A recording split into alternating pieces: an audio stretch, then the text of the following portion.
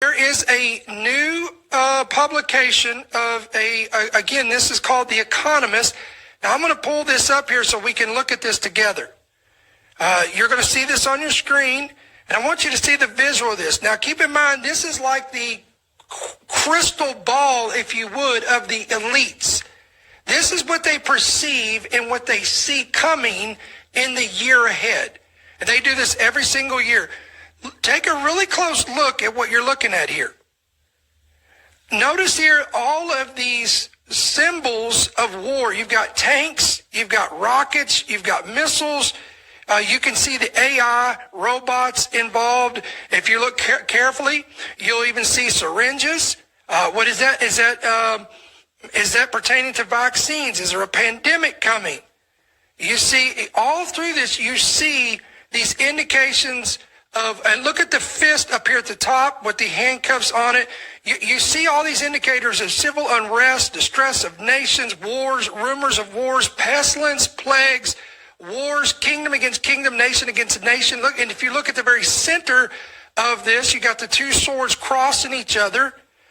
So there's a lot of stuff here that these, again, as we said, these economists and these elites, they all know, they all perceive and they know what is coming ahead, because a lot of this is manipulated in order to bring about a collaborated effort to further their agenda.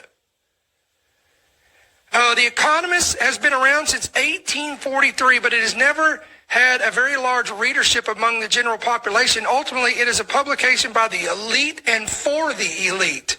Let me say that again.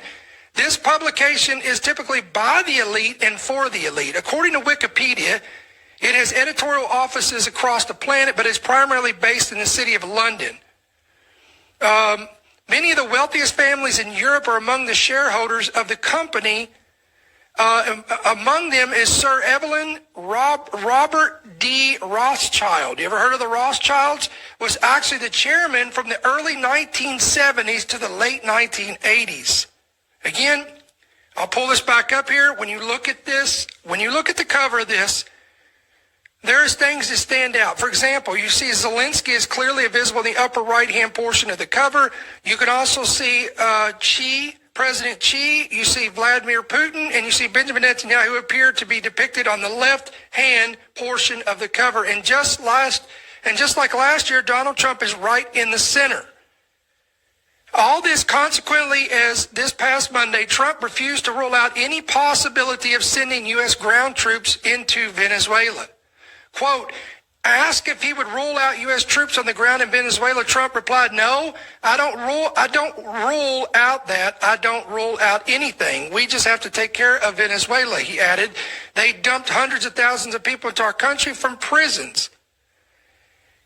According to Michael Snyder, he did a little commentary on this, and he said, if we go to war with Venezuela, a large portion of our military forces will be tied up, and our relations with the rest of the world will greatly suffer. In other words, this could turn into another Vietnam. And Trump is also suggesting that military strikes in Mexico and Colombia could be coming. Also, don't forget, he also hinted at sending military force into Nigeria. President Trump hinted at being open to sending military troops to Mexico and Colombia in order to stop drugs, sending chills across the region. The president made the comments during a recent press conference on Monday as he hosted a meeting with FIFA president and the White House task force on the 2026 World Cup at the Oval Office. Quote, would I launch strikes on Mexico to stop drugs? It's okay with me. Whatever we have to do to stop drugs. Mexico is, look, I looked at Mexico City over the weekend. There's some big problems over there.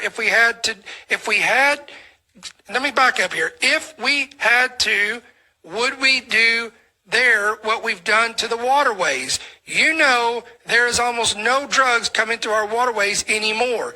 Isn't it down like 85%? This is all a direct quote from the President of the United States.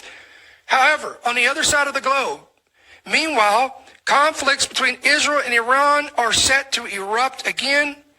It looks like Ukraine is just going to continue to escalate, and China, no doubt, will be right dab in the middle of this as well. Now, when we go back to the cover of the magazine, it appears that there's a chart that seems to depict some set or sort of financial crash right under the crossed swords. Look at the crossed swords on your screen. Right under it, it looks as if there's a chart that is indicating some type of financial crash. Now, here's what's interesting about this, guys, is I don't know if you've been keeping up with what's going on, and if you haven't, this is why we do these programs, to get you informed of the times and seasons which we're in. There's a lot of red flags and indicators that are going off right now that are not good. For example, let me pull this article up. This is from the Daily Mail. A recession is already here for 23 states in the United States. Nearly half of all U.S. states are sliding into recession as the national economy tries desperately to stay afloat. That's the stark warning from Mark Zandi, who is a chief economist at Moody's Analytics, one of the world's most watched independent economic firms.